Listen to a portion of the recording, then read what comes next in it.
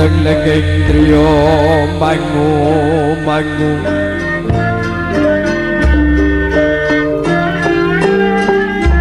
mangungkung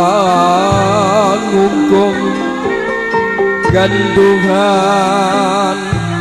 rimang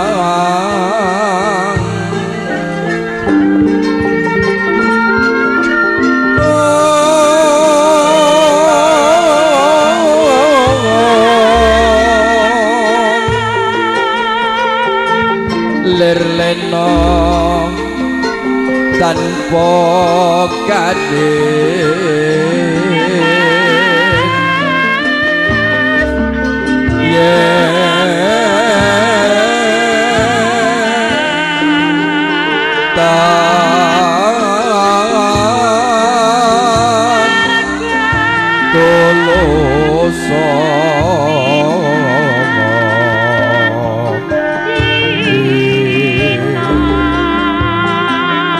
Hamangku sangyang utama nalendra muda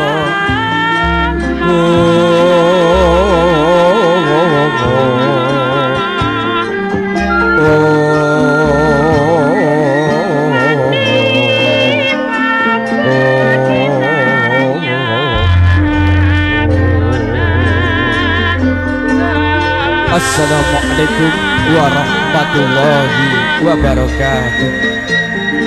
Bismillahirrahmanirrahim. Alhamdulillahirabbil alamin. Wassalatu wassalamu ala asyrofil anbiya'i wal mursalin sayyidina wa maulana Muhammadin wa ala alihi wa sahbihi ajmain. Amma ba'du. Niki konco dumateng saking para alim para ulama, para kiai, para santri ingkang ipun sodalu tansah sumandhi dhateng kitab suci Wahyuning Ilahi minangka panuntun kiblating panembah ingkang saduku luhuring budi. Tunjuk sadaya para pepunden, para sesepuh dalah para bini sepuh, para haji sepuh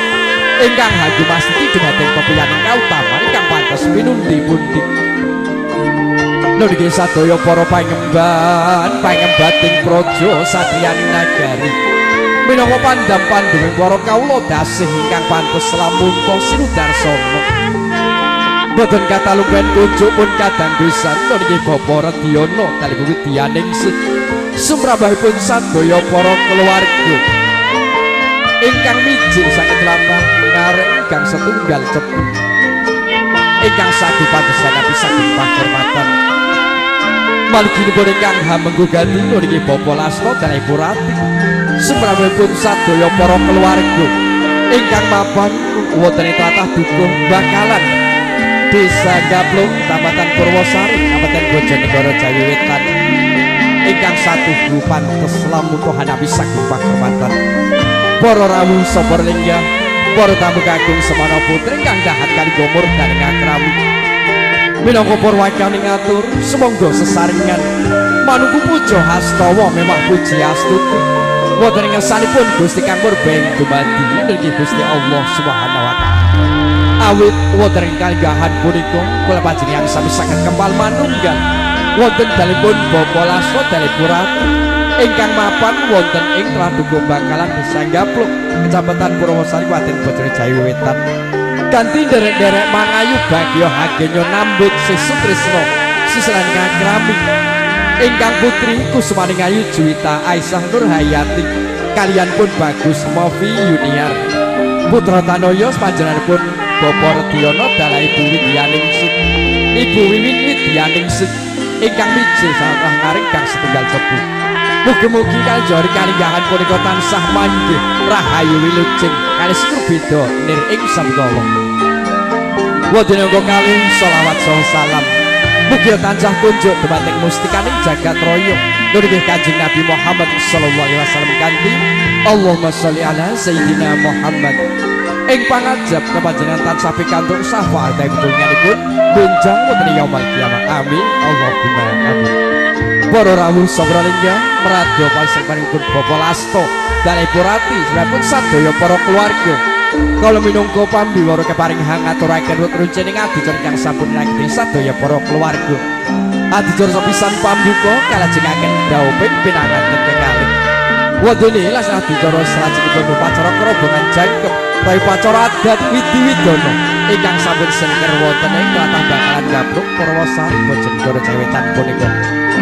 wadene lasah adicara salajengipun upacara tanggap wacana utawi pasrah panen putra pinangan kagung wadene lasah adicara salajengipun puniki upacara kirap ingkang winastan kirap Kanarendran kalajengan kirap Kasatriyan mbok bilih Jata Pratandha paripun mangke wonten pratandha saking keluarga minangka parantara para rawuh sabar lenggah mekaten lenggah rumiyin sengaja sampun sadaya para keluarga ingkang punika semonggo sesarengan nyuwun wonten sanipun Gusti kang Maha Kawasa mugi-mugi haging handar bene kajat Bapak Lasa dari Kurati Hang Rakit Sekar Jepoko Mulyo Amios Margo Puritan sama kira Yuli Singkaris Kepitan Sabiko kalau nuwun